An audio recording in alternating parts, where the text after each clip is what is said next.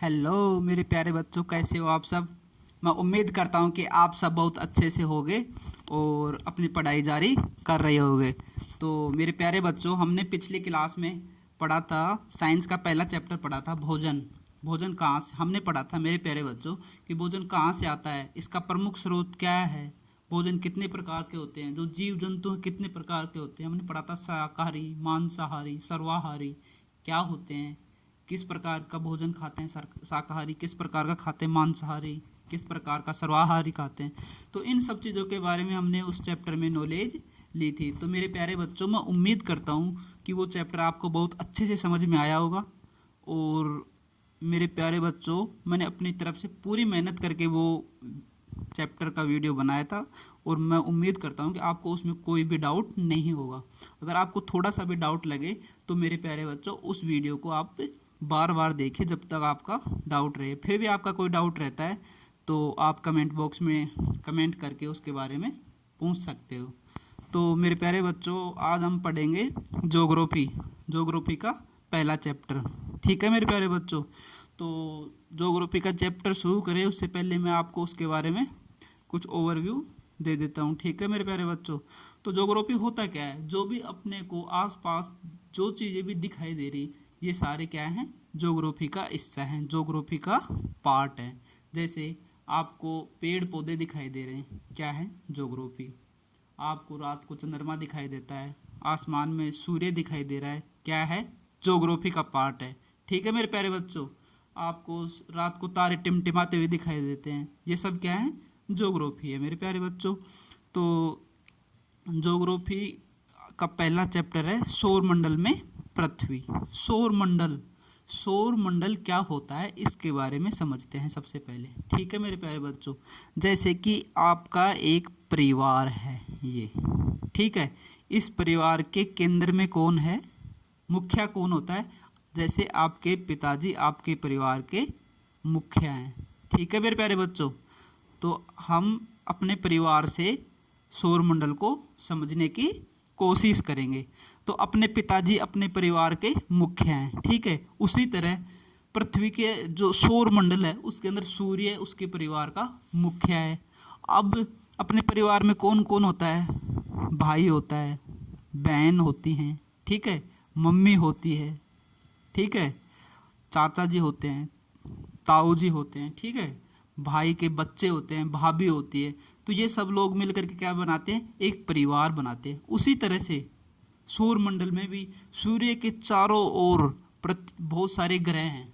जैसे कि आपके पिताजी हैं, आपके पिताजी के 4 पुत्र हैं, उसी तरह सूर्य के 8 ग्रह हैं, मतलब कि सूर्य के 8 पुत्र हैं। अब 8 पुत्र हैं, उनके भी एक एक पुत्र, जैसे आपके पिताजी के 4 पुत्र हैं, उनके सब पुत्र, जितने भी पुत्र, उनकी शादी हो गई, शादी हो गई तो उनके भी बच्चे होंगे, उनके बच्चे होंगे, उनके भी बच्चे होंगे। तो इस तरह से एक बहुत बड़ा परिवार बन जाता है। उसी प्रकार से सौर मंडल में भी सूर्य परिवार का सदस्य है, केंद्र में है, मतलब कि परिवार का मुखिया सूर्य है। सूर्य के चारों ओर ग्रह हैं, मतलब कि उसके बेटे हैं, वो सारे चारों तरफ उसके चक्कर लगाते रहते हैं। अब बेटों के भी बेटे हैं, ठीक है, जैसे आप, तो उसके कितने हो गए वो ग्रह के, उनको क्या बोलेंगे, जो इसके सूर्य के चारों, सूर्य के पुत्र हैं उनको बोलेंगे ग्रह, और सूर्य के जो पुत्र के पुत्र हैं उनको बोलेंगे उपग्रह। ठीक है मेरे प्यारे बच्चों, तो हम शुरू करते हैं आज का चैप्टर।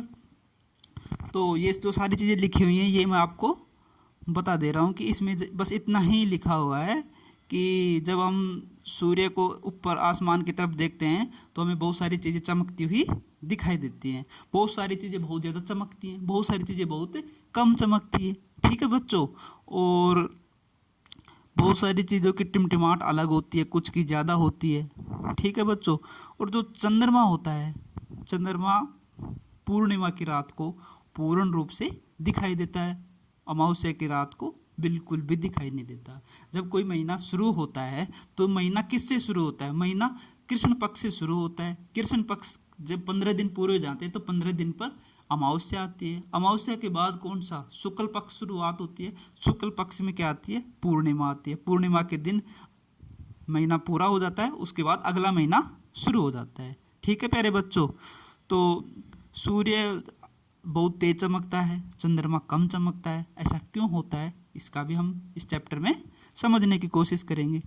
तो प्यारे बच्चों, सूर्य, चंद्रमा तथा वे सभी वस्तुएं जो रात के समय आसमान में चमकती हैं खगोल पिंड कहलाती हैं। ठीक है प्यारे बच्चों, ये परिभाषा आपको लिखी है, खगोलीय पिंड किसे कहते हैं। ठीक है प्यारे बच्चों, तो सूर्य, चंद्रमा तथा वे सभी वस्तुएं जो रात के समय आसमान में चमकती हैं क्या कहलाती हैं, खगोलीय पिंड कहलाती है। खगोलीय पिंड बड़े आकार वाले तथा गर्म होते हैं। ये सारी आपको पॉइंट डाल करके लिखना है। ठीक है बच्चों, ये सब चीज़ें आपकी बुक में ये सारी चीज़ें दे रखी है, आप बुक खोल करके, भूगोल की बुक खोल करके आप ये देख सकते हो। खगोलीय पिंड बड़े आकार के होते हैं तथा गर्म होते हैं। ये गैसों से बने होते हैं। इनके पास अपनी उष्मा तथा प्रकाश होता है जिससे वे बहुत बड़ी मात्रा में उत्सर्जित करते हैं। इन खगोलीय पिंडों को तारा कहते हैं। सूर्य भी एक तारा है। ये मेरे प्यारे बच्चों नोट करने वाली चीज़ है, बहुत बार एग्जाम में पूछा जाता है कि सूर्य क्या है। सूर्य भी एक प्रकार का तारा है। जो भी ब्रह्मांड के अंदर ऊर्जा मिलती है, हमारे को एनर्जी मिलती है, उसका प्रमुख स्रोत क्या है, सूर्य। जहाँ से भी ऊर्जा जनरेट होती है, ऊर्जा का मुख्य स्रोत सूर्य है। बहुत बार एग्जाम में मेरे प्यारे बच्चों ये चीज़ पूछी जाती है कि ऊर्जा का मुख्य स्रोत क्या है, सूर्य। हमें सूर्य से ही ऊर्जा मिलती है। ठीक है प्यारे बच्चों, तो रात के समय चमकते हुए अनगिनत तारे सूर्य के समान ही हैं, लेकिन हमसे बहुत दूर होने के कारण हम लोग उनकी उष्मा का या प्रकाश को महसूस नहीं करते हैं। ये अत्यंत छोटे दिखाई पड़ते हैं।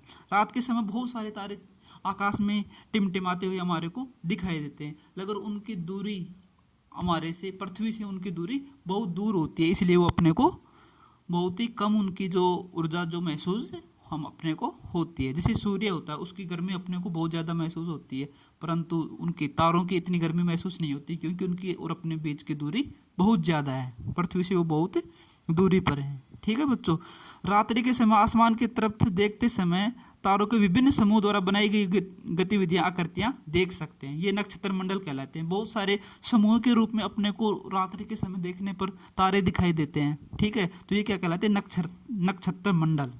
अर्सा मेजर या बिग बियर इसी प्रकार का एक नक्षत्र मंडल है। मेरे प्यारे बच्चों, ये नोट करने वाली बात है, बहुत ही इंपॉर्टेंट चीज़ है, बार बार एग्जाम में ये पूछा जाता है। अर्सा मेजर या बिग बियर किसे कहते हैं, एग्जाम में सीधा ही पूछा जाएगा। तो ये कहलाता है रात्रि के आसमान में देखते समय विभिन्न प्रकार के तारों का समूह दिखाई देता है। ये क्या कहलाता है, नक्षत्र मंडल कहलाता है। और इसी प्रकार का एक अर्सा मेजर और बिग बियर है। ये भी ये क्या है, नक्षत्र मंडल है। ये आसानी से पहचान में आने वाले नक्षत्र मंडल है। और रात को सप्तऋषि मंडल भी अपने को आसमान में दिखाई देता है, जिसे 7 तारों का समूह कहते हैं। नक्षत्र मंडल अर्सा मेजर का भाग है। जो सप्तऋषि मंडल है, ये भी अर्सा मेजर जो अपना ये है नक्षत्र मंडल, इसी का भाग है। मेरे प्यारे बच्चों, आपने परिवार के पड़ोस में किसी बड़े व्यक्ति से कहिए कि जैसे कि आपके पापा जी हैं, तो आप रात के समय उनसे पूछेंगे कि सप्तऋषि मंडल कैसा दिखाई देता है, कहाँ दिखाई देता है, तो आपको रात को आज आप अपने मम्मी पापा से पूछेंगे। ठीक है बच्चों, आपने छत पर खड़े होकर के और नक्षत्र मंडल को, सप्तऋषि मंडल को, इनको देखने की कोशिश करेंगे। मेरे प्यारे बच्चों, प्राचीन काल में लोग रात्रि में दिशा निर्धारण तारों की सहायता से ही करते थे। मेरे प्यारे बच्चों, आजकल कंपास दिशा सूचक यंत्र होता है, जिसकी सहायता से हम दिशा का निर्धारण कर लेते हैं कि हम कहाँ खड़े हैं, उत्तर दिशा में खड़े हैं, दक्षिण दिशा में खड़े हैं, पश्चिम दिशा में खड़े हैं। पर पहले के ज़माने में दिशा सूचक यंत्र नहीं होते थे मेरे प्यारे बच्चों। तो आकाश में हम इन तारों को देख करके ही लोग, पहले के ज़माने के लोग, दिशा का निर्धारण करते थे कि हम किस दिशा में हैं। ठीक है बच्चों, उत्तरी तारा उत्तर दिशा में, उत्तर दिशा को बताता है, इसे ध्रुव तारा भी कहते हैं। उत्तर दिशा में हमेशा ध्रुव तारा होता है। मेरे प्यारे बच्चों, ये आपका क्वेश्चन बुक का, नोटबुक का क्वेश्चन भी है कि ध्रुव तारा किस दिशा में होता है। ध्रुव तारा हमेशा उत्तर दिशा को इंगित करता है। ठीक है प्यारे बच्चों, यह आसमान में हमेशा एक ही स्थान पर स्थिर रहता है। हम सप्तऋषि की सहायता से ध्रुव तारे की स्थिति को जान सकते हैं। जैसे सप्तऋषि मंडल होता है, ये भी कहाँ होता है, ध्रुव तारे के आसपास ही होता है प्यारे बच्चों। तो कुछ खगोलीय पिंडों का अपना प्रकाश होता है और कुछ का नहीं होता है। कुछ खगोलीय पिंड होते हैं उनकी अपनी स्वयं की ऊष्मा भी होती है और कुछ तारों के प्रकाश से प्रकाशित होते हैं। ऐसे पिंड क्या कहलाते हैं? ग्रह। अब देखिए प्यारे बच्चों, ये आया है इम्पोर्टेंट पॉइंट, इसको समझने की हम कोशिश करेंगे। अब देखिए, पिंड ग्रह, ग्रह किसे कहते हैं? खगोलीय पिंडों में अपना प्रकाश एवं ऊष्मा नहीं होती है। कुछ खगोलीय पिंडों में अपना प्रकाश एवं ऊष्मा नहीं होती है, वे तारों के प्रकाश से प्रकाशित होते हैं। तारों के प्रकाश से प्रकाशित होने वाले पिंड क्या कहलाते हैं? ग्रह। नोट करिए मेरे प्यारे बच्चों ये परिभाषा, ग्रह किसे कहते हैं? वे तारों के प्रकाश से प्रकाशित होते हैं। ऐसे पिंड, मेरे प्यारे बच्चों बहुत ध्यान से सुनना और इस चीज को नोट डाउन करना, ऐसे पिंड जो तारों के प्रकाश से प्रकाशित होते हैं ग्रह कहलाते हैं। यह ठीक है प्यारे बच्चों। तो ग्रह अंग्रेजी में प्लानेट ग्रीक भाषा से लिया गया है, ये आपके काम का नहीं है, छोड़ दीजिए बच्चों इसको। और पृथ्वी जिस पर हम रहते हैं यह एक ग्रह है। प्यारे बच्चों लिख लेना, पृथ्वी जिस पर हम रह रहे हैं, ये जो चारों तरफ का वातावरण पृथ्वी है, ये क्या है? एक प्रकार का ग्रह है। इसका अपना स्वयं का ये एक पिंड है। पिंडी को क्या कहते हैं? ग्रह कहते हैं, जिसका अपना स्वयं का प्रकाश नहीं होता है, तारों के प्रकाश से प्रकाशित होता है। एक ग्रह है, यह अपना संपूर्ण प्रकाश एवं ऊष्मा सूर्य से प्राप्त करता है। मेरे प्यारे बच्चों, पृथ्वी पर रहने वाले हर एक प्राणी, हर एक जीव, हर एक पेड़ पौधे, सब कुछ हमें जो ऊष्मा होती है हमें कहाँ से प्राप्त होती है? सूर्य से प्राप्त होती है, जो पृथ्वी के सबसे नजदीक तारा है। सबसे नजदीक का तारा कौन सा है? आपके नोटबुक में क्वेश्चन आएगा मेरे प्यारे बच्चों कि पृथ्वी के सबसे नजदीक तारा कौन सा है? सबसे नजदीक तारा है सूर्य। पृथ्वी से बहुत अधिक दूरी से, जैसे चंद्रमा से देखने पर यह चंद्रमा की तरह चमकती हुई प्रतीत होती है। ठीक है प्यारे बच्चों। तो जैसे कि ये इसमें दिखा रखा है आपको डायग्राम में, देखिए उत्तर दिशा की तरफ देखने पर ध्रुव तारा दिखाई दे रहा है यहाँ पे। ठीक है प्यारे बच्चों। और ये है, ये देखिए कुछ रोचक तथ्य। बृहस्पति, शनि तथा यूरेनस के चारों ओर छल्ले हैं। ये छल्ले विभिन्न पदार्थों के असंख्य छोटे छोटे पिंडों से बनी पट्टिकाएं हैं। पृथ्वी से इन छल्लों को शक्तिशाली दूरबीन की सहायता से देखा जा सकता है। तो ये अलग से कुछ नॉलेज था बच्चों। तो मेरे प्यारे बच्चों, मैं उम्मीद करता हूँ कि आपको ये सब चीज़ें बहुत अच्छे से समझ में आ रही होंगी। तो ये है मेरे प्यारे बच्चों सौरमंडल। सौरमंडल का ये डायग्राम यहाँ पर दिया हुआ है, तो ये मैं आपको बना करके दिखा रहा हूँ मेरे प्यारे बच्चों। तो ये जैसे सूर्य है, ठीक है मेरे प्यारे बच्चों, सन, इसके लिए मैं ऐसे यहाँ पर लिख रहा हूँ। तो इसके बाद है सूर्य के बाद जो है ये है शुक्र। यहाँ पे आपकी बुक में डायग्राम में अच्छे से दिखा रखा है। यहाँ पे ये जूम करने पर ये हो नहीं रहा था मेरे प्यारे बच्चों, इसलिए ये मैंने इसको ज़्यादा जूम किया नहीं, इसमें दिखाई फट रही थी ये इमेज। ठीक है बच्चों, आप अपनी बुक में इसको अच्छे से देख सकते हो, आपकी बुक में ये बहुत अच्छे से दिखा रखा है। ठीक है बच्चों। तो मेरे प्यारे बच्चों इसको मैं डिलीट कर देता हूँ, आगने वाले चैप्टर में हम देखते हैं। आसमान में दिखने वाला चंद्रमा एक उपग्रह है।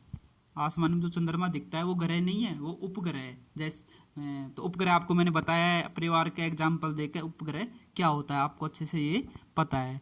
यह हमारी पृथ्वी के सहचर है, पृथ्वी का पास में ही, सहचर मतलब साथ रहने वाला, इसके चारों ओर चक्कर लगाता है, पृथ्वी के चारों ओर चक्कर लगाता है चंद्रमा। हमारी पृथ्वी के समान 7 अन्य ग्रह हैं जो सूर्य के प्रकाश एवं ऊष्मा प्राप्त करते हैं। कुछ के पास अपने चंद्रमा भी ही हैं।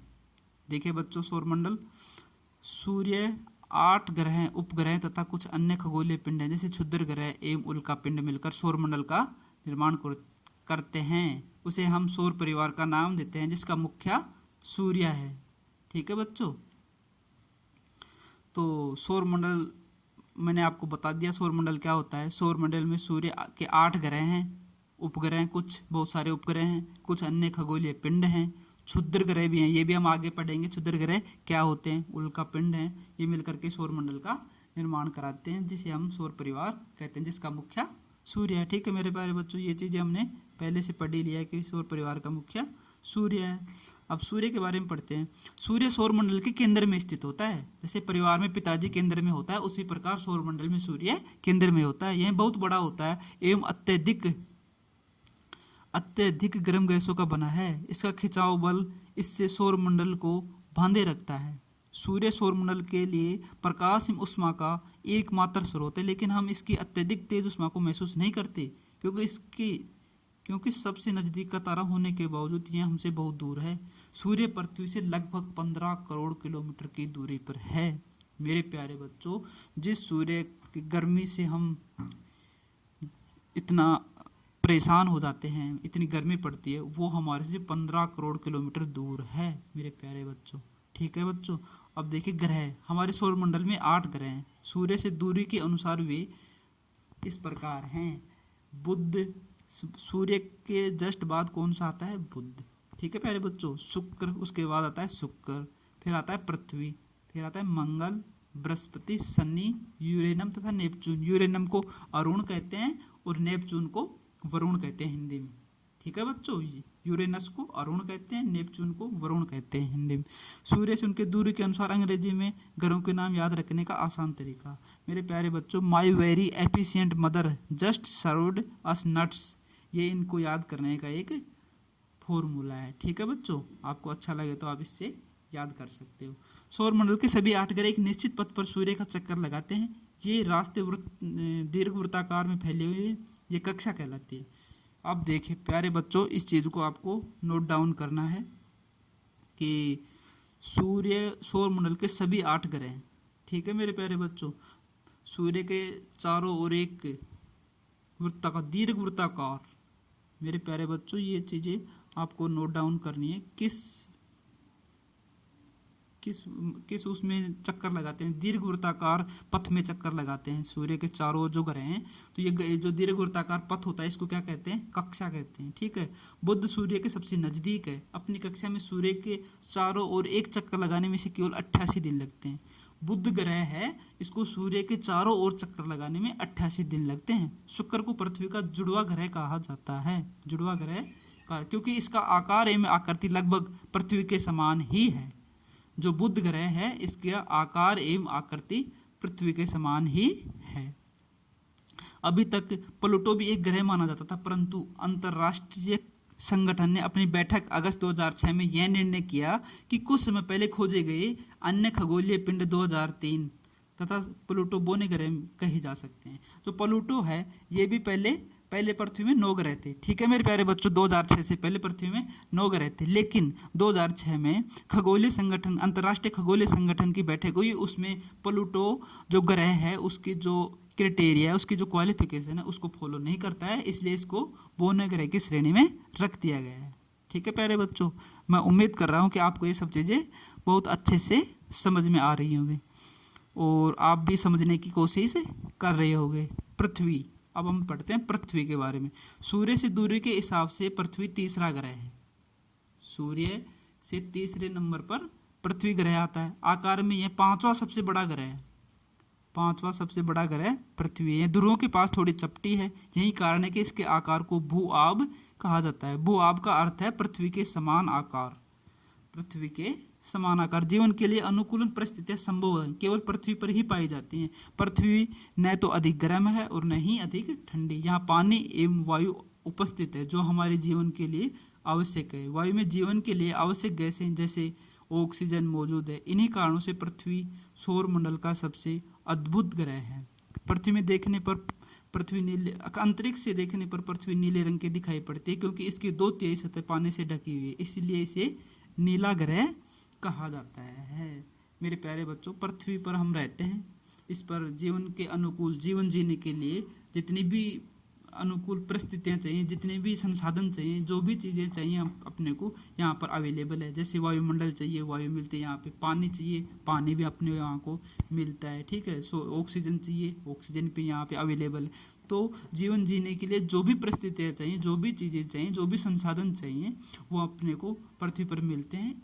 ओनली सूर्य का एक ही ग्रह है पृथ्वी, जिस पर जीवन के लिए अनुकूल परिस्थितियां हैं। जीवन जीने के लिए जो भी आवश्यक संसाधन चाहिए वो अवेलेबल हैं, इसलिए पृथ्वी पर मानव का विकास है।